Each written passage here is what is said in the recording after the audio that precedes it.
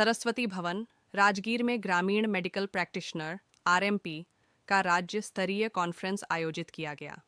इस कार्यक्रम का उद्घाटन पटना के हृदय रोग विशेषज्ञ, भारतीय और कैंसर सर्जन डॉक्टर नवीन कुमार ने संयुक्त रूप से किया। कार्यक्रम में मुख्य अतिथि के रूप में नालंदा के सांसद कौशलेंद्र कुमार और राजगीर के युवा विधायक कौशल किशोर उपस्थित रहे। इस सम्मेलन में नालंदा, नवादा, गया, जहानाबाद, शेखपुरा सहित कई जिलों के हजारों आरएमपी शामिल हुए। उपस्थित आरएमपी को प्रशिक्षण प्रदान करने के लिए बिहार शरीफ के हड्डी रोग विशेषज्ञ डॉ. चंदेश्वर प्रसाद, फिजिशियन डॉ. दीनानाथ वर्मा, शिशु रोग विशेषज्ञ डॉ. Rajiv Ranjan, neurology surgeon doctor Pawan Kumar Bharti, स्त्री रोग विशेषज्ञ डॉ. किरण कुमारी, लेप्रोस्कोपिक सर्जन डॉ.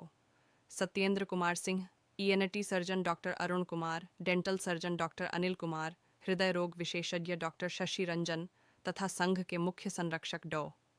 सिया शरण प्रसाद सहित कई विशेषज्ञ चिकित्सकों ने भाग लिया।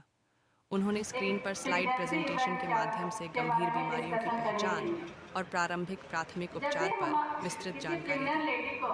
कार्यक्रम की अध्यक्षता संघ के महासचिव डॉ.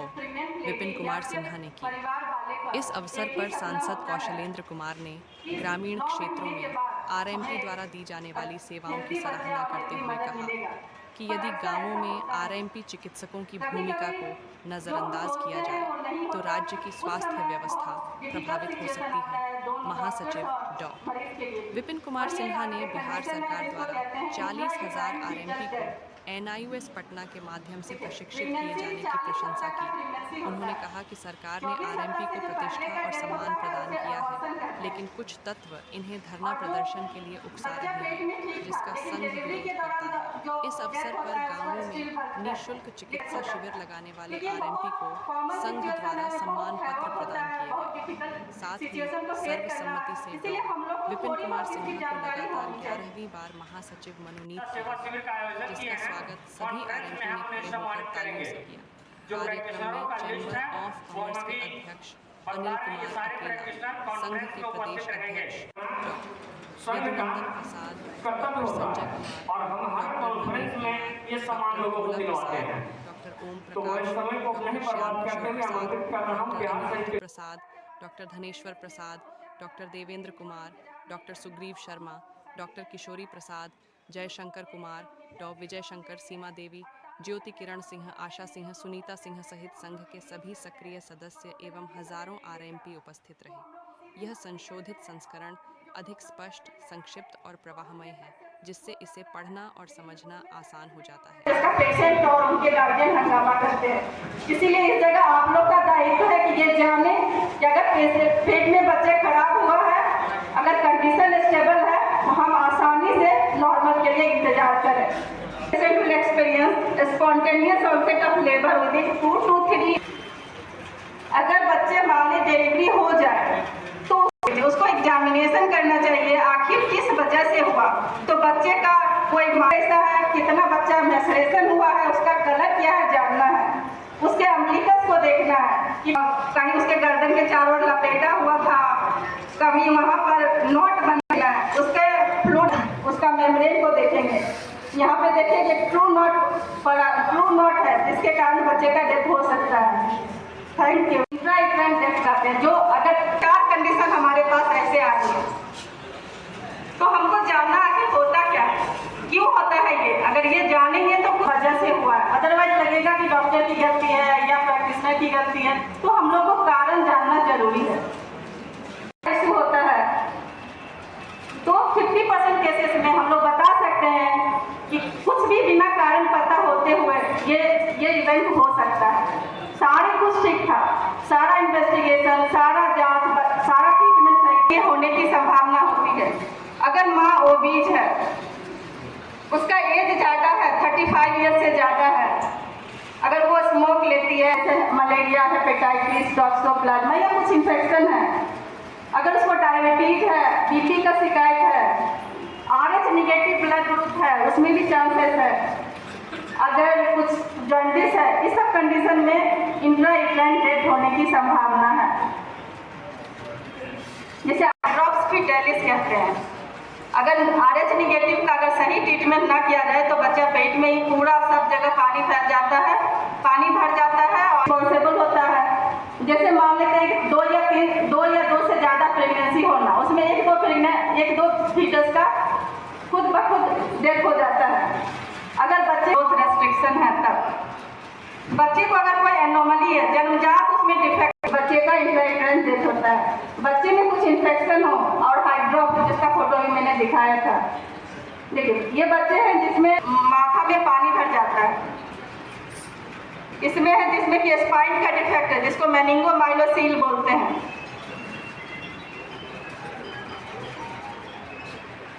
कुछ केसेस में प्लेसेंटा की वजह से, ये ज़्यादा कॉमन है। कुछ ठीक था, अचानक से प्लेसेंटा ज़्यादा ब्लीडिंग होने लगा, प्लेसेंटा के पीछे ब्लड जमा हो गया। इस सब कंडीशन में जो प्लेसेंटा से ब्लड बच्चे को जा रहा था वो नहीं जा पाएगा और बच्चे का डेथ हो जाता है। कभी कभी कॉर्ड जिससे जो नाल बोलते हैं वो अपनी जगह से नीचे प्रोलैप्स हो जाता है। कभी कभी प्लेसेंटा और मेम्ब्रेन में इन्फेक्शन जमा हुआ है, तो जो बच्चे को ब्लड मिलना चाहिए वो नहीं मिल पाता है, जिसके कारण बच्चे का सडन डेथ हो जाता है।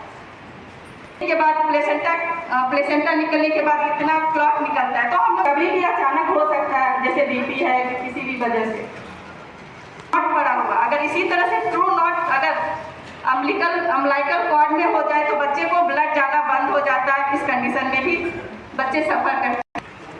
तो इसको कैसे पता करें? जब पेशेंट देखिए मेरा बच्चा नहीं चलता है, फिर हम लोग जब एग्जामिन करते हैं तो देखते हैं कि जितना स्टेथोस्कोप से हम लोग फीटल हार्ट साउंड सुनते हैं वो नहीं मिल रहा है, तभी डाउट जाता है। फिर हम लोग उसको सबसे डिफिकल्ट दोनों के लिए, डॉक्टर के लिए भी इंसल्ट है और पेशेंट के लिए भी, तो ये बहुत ही डिफिकल्ट सिचुएशन है। इसीलिए हम लोग को पेशेंट को कॉन्फिडेंस में लेना होता है, उसे सारे रिस्क फैक्टर को बताना होता है। डॉक्टर्स और पेरेंट्स के लिए ये मेडिकल लीगल इशूज भी है, वो आपको स्यू भी कर सकते हैं। तो हम लोग क्या करते हैं, उनको अल्ट्रासाउंड कराते हैं, नहीं है बच्चा का मूवमेंट नहीं है, रेस्पिरेशन नहीं है, तो डेथ अल्ट्रासाउंड से क्लियर हो जाता है। अगर बच्चे 7 दिन से ज़्यादा अगर पेट के अंदर है तो उसे मिलते हैं कि उसका ब्रेन जो लिक्विफाई कर जाता है और स्कल और एक दूसरे के ओवरलैप कर जाता है, तो हम लोग पता लगाता है कि ये डेथ 7 डेज से ज़्यादा का हो चुका है। तो हम लोग अल्ट्रासाउंड से पता लगाते हैं। अल्ट्रासाउंड सफिशिएंट है, एक्सरे नहीं कराते। तो उसमें अगर डेथ हुआ है तो हम लोग कुछ इन्वेस्टिगेशन करते हैं। डेथ हुआ जैसे उसका टॉर्च का एग्जामिनेशन कराते हैं, यूरिन का रूटीन कल्चर कराते हैं, ब्लड शुगर कराते हैं, ल्यूपस एंटीकॉगुलेंट का टेस्ट कराते हैं, RH एंटीबॉडी उसका ब्लड ग्रुप क्या है ये सब देखते हैं। अगर सबसे इम्पोर्टेंट फीटस अगर मदर के वूम्ब में है तो क्या क्या डिफिकल्टीज होगी।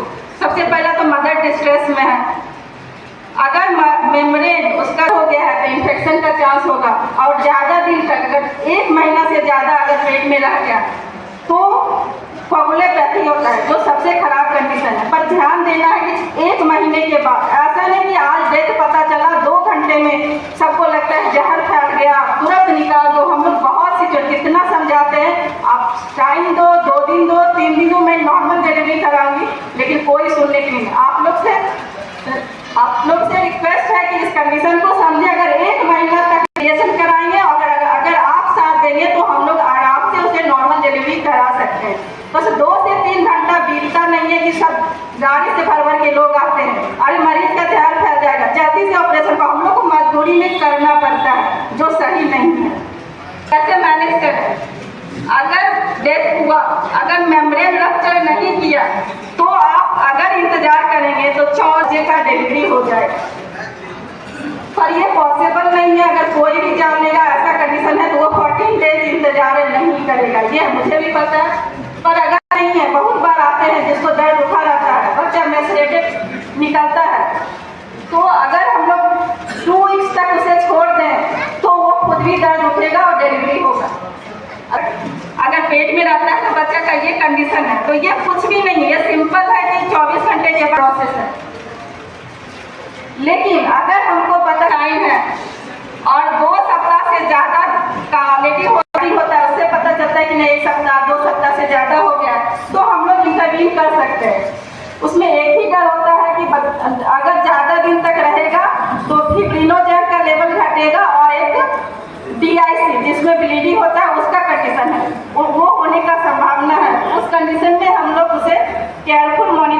करके उसका डिलीवरी कराते हैं।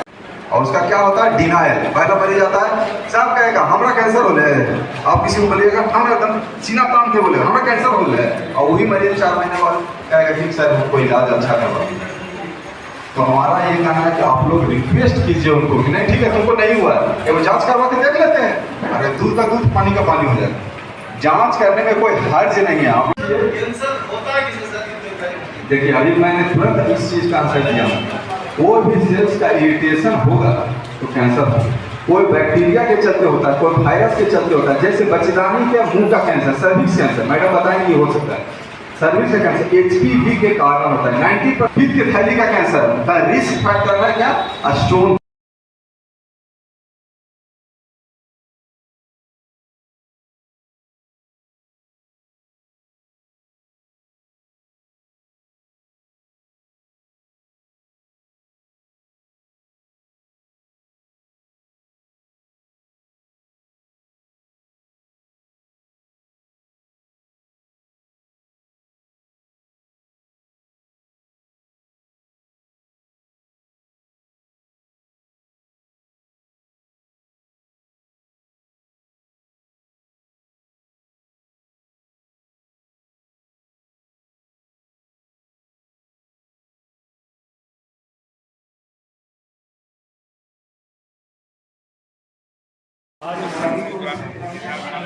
ग्रामीण मेडिकल प्रैक्टिशनरों का राज्य स्तरीय कॉन्फ्रेंस जनजीवक संघ के माध्यम से किया जा रहा है, जिसका मुख्य उद्देश्य सुदूर ग्रामीण क्षेत्रों में जानकारी के अभाव में जो आरोपी गलती कर दिया करते हैं उसी के लिए कॉन्फ्रेंस के माध्यम से सबको बतलाया जाता है। और इस कॉन्फ्रेंस में बिहार शरीफ के चर्चित orthopaedic surgeon doctor Chandeshwar Prasad, physician doctor Dinanath Verma, orthopaedic surgeon doctor Chandeshwar Babu, cardiologist doctor Shashi Ranjan, laparoscopic surgeon doctor Satyendra Kumar Sinha, gynaecologist doctor Shrimati Kiran Kumar ji, urologist doctor Pawan Kumar Bharti, शहर के चर्चित और बहुत ही पुराने फिजिशियन एंड सर्जन और संघ के मुख्य संरक्षक डॉक्टर सिया शरण प्रसाद सहित कई अन्य चिकित्सकों ने उपस्थित होकर ग्रामीण मेडिकल प्रैक्टिशनरों को गंभीर बीमारियों की पहचान तथा उसके प्राथमिक उपचार के बारे में बताया। इस कॉन्फ्रेंस का उद्घाटन नालंदा के लोकप्रिय सांसद श्री कौशलेंद्र कुमार और राजगीर के विधायक श्री कौशल किशोर जी के संयुक्त रूप से किया गया। साथ साथ इस कॉन्फ्रेंस में 25 ग्रामीण मेडिकल प्रैक्टिशनरों को अच्छे कार्य के लिए सम्मानित किया गया, जो अपने क्षेत्र में निःशुल्क चिकित्सा शिविर लगाकर लोगों को सेवा करते आ रहे हैं। साथ साथ ग्रामीण मेडिकल प्रैक्टिशनरों को ये कहा गया कि जो लगातार चल रहा है उसके लिए आप लोग हमेशा साइबर कैफ़े के संपर्क में रहें। ये तीसरा बैच जो है प्रशिक्षण खत्म हो चुका है, चौथा बैच के लिए तैयारी चल रही है। अब तक बिहार सरकार के द्वारा 40,000 RMP सदस्यों को प्रशिक्षित किया जा चुका है, जिसके लिए सरकार की हम लोग सराहना करते हैं और उम्मीद नहीं बल्कि सरकार से भरोसा है कि आने वाले समय में ग्रामीण मेडिकल प्रैक्टिशनरों को सदर हॉस्पिटल PSC गाँव में चिकित्सा मित्र के रूप में बहाल किया जाएगा। इसके लिए हम लोग प्रयासरत हैं। 3,20,000 मतलब काउंट TLC काउंट, तो that is a case of leukaemia और पेशेंट को सिर्फ एंटीबायोटिक दिया जा रहा है। तो मेरा कहना है कि सब पेशेंट सिर्फ एंटीबायोटिक से नहीं सुधरेगा, आपको 10 में से 9 ठीक हो जाएंगे, लेकिन वही एक मरीज जो है आपको पानी पिला देंगे और तब उस मरीज को आपको बोलना होगा कि रेफर करते हैं आप जाकर पहले से। ये नहीं कि इमिपेरिन दे रहे हैं, स्लास्ट्रिन दे रहे हैं, जेल्टिसाइक्लिन दे रहे हैं, टार्मोसिड दे रहे हैं, पेशेंट फिर आप पर विश्वास खो देगा। You have to refuse, first thing ये। और दूसरा एक कहावत है, जो क्रोनिक साइनसाइटिस में सिम्टम्स होते हैं, बच्चेदानी का मुंह का कैंसर का भी सिम्टम सेम होगा, जैसे पेनलेस ब्लीडिंग होगा। मरीज को आएगा फिर देखें ना नीचे से स्पॉटिंग हो रहा है, महीना रुक गया है, 45 साल में महीना बंद हो गया, लेकिन उसके बाद भी महीना आ रहा है, कभी कभी खून आ जा रहा है। पेनलेस होगा, दर्द नहीं होगा, फिर बदबूदार पानी आता है, बदबूदार तो पानी होता है, लोअर बैक एक पता है, कमर में बड़ी दर्द होता है, बहुत ज़्यादा बढ़ जाएंगे तो हाइड्रोनेफ्रोसिस होता है, किडनी फेलियर हो जाता है बिकॉज ऑफ ऑब्स्ट्रक्टिव न्यूरोपैथी। तो ये सब सिम्टम्स होते हैं। कैसे जानकारी करेंगे, क्या करेंगे हम लोग, उसमें कुछ नहीं, पर भेजाना एग्जामिनेशन होता है, ग्लव्स पहनेंगे, अंदर डाल के देख लेंगे, समझ रहे हैं, देखेंगे घाव जैसा बना हुआ, अंदर हार्ड ग्रोथ रहता है, फील होता है, और एक कुछ नहीं, एक बायोप्सी होता है। यदि आप लोग कर सकते हैं तो ठीक है, नहीं तो आप गायनिकोलॉजिस्ट जैसे मैडम यहाँ बैठे हुए हैं, डे टू डे करते हैं, करते हैं, ओपीडी प्रोसीजर है, कुछ कोई पेन नहीं होगा। बायोप्सी में हम लोग लोकल लगा करके जांच लेंगे।